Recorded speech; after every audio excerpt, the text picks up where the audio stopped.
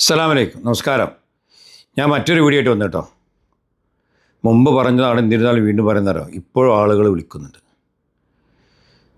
Saudi അറേബ്യയിലെ പ്രവാസികൾ എന്നല്ല, മൊത്തത്തിലെല്ലാ പ്രവാസികളും. സൗദി അറേബ്യയിലുള്ള പ്രവാസികൾക്കാണ് ഞാൻ പ്രത്യേകം പറയുന്നത്, നമ്മളെ സെൽഫോണ്, നമ്മൾ സ്വന്തമായിട്ട് ഉപയോഗിക്കുന്ന മൊബൈൽ ഫോണ് മറ്റൊരാൾക്ക് നമ്മൾ കൊടുക്കരുത്. നമ്മുടെ സ്വന്തം സ്പോൺസർ ഉപയോഗിച്ചാൽ പോലും കൊടുക്കാൻ പാടില്ല. അങ്ങനെ സ്വന്തം സ്പോൺസർ മൊബൈൽ ചോദിച്ച് കൊടുത്ത ഒരാൾക്ക് ഇപ്പോൾ പൈസ കൊടുക്കാനുള്ള കേസായി. അദ്ദേഹം മൊബൈലിൽ നിന്ന് ഒരു OTP എടുത്ത് അവന് കൊടുക്കാനുള്ള കാശിൻ്റെ കേസാക്കി മാറ്റി.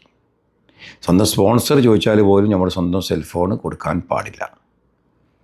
നിങ്ങൾ ആർക്കെങ്കിലും ഈ സെൽഫോൺ കൊടുത്ത്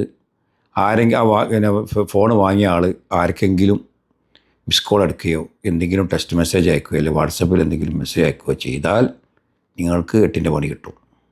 അതൊരു ലേഡീസിനാണ് മെസ്സേജ് അയക്കണമെന്ന് വെച്ചാൽ 8ൻ്റെ പണി ഉറപ്പാണ്. കാരണം അറിയാത്ത ഏതെങ്കിലും ആൾക്കാർക്കൊക്കെ മെസ്സേജ് അയച്ചു കഴിഞ്ഞ് അവരെന്തെങ്കിലും കമ്പനീൻ്റെ മറ്റോ കൊടുത്താൽ ആ ഫോൺ വെച്ചാൽ അതിൻ്റെ വലിയ കേസ് വരും.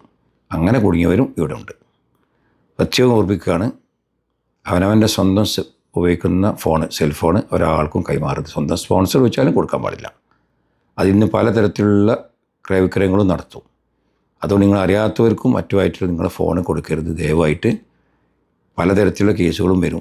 ടെക്സ്റ്റ് മെസ്സേജ് അയച്ചിട്ടോ വാട്സപ്പിൽ മെസ്സേജ് അയച്ചിട്ടോ ആരെങ്കിലും മിസ് കോൾ അടിച്ചിട്ടോ പെണ്ണിനോ ഒക്കെ ആയിട്ട് വാണയായിട്ടൊക്കെ മെസ്സേജോ എന്തെങ്കിലും വിട്ടാൽ, എന്തെങ്കിലും അനാവശ്യമായിട്ട് മെസ്സേജ് വിടുകയോ മറ്റോ ചെയ്താലും, ഇനി വെറുതെ മിസ് കോൾ അടിച്ചാലും ഒരു കേസാക്കിയാൽ അത് പ്രശ്നം. എന്തിനായി ഇനി ഫോൺ ചെയ്തത്, നീ ആരാന്നൊക്കെ ചോദിച്ചിട്ട് പ്രത്യേകം ഓർമ്മിക്കുകയാണ്, ശ്രദ്ധിക്കുക. ഓക്കെ, ഇത് സംശയം കൊടുക്കാം. അസ്സലാമു അലൈക്കും.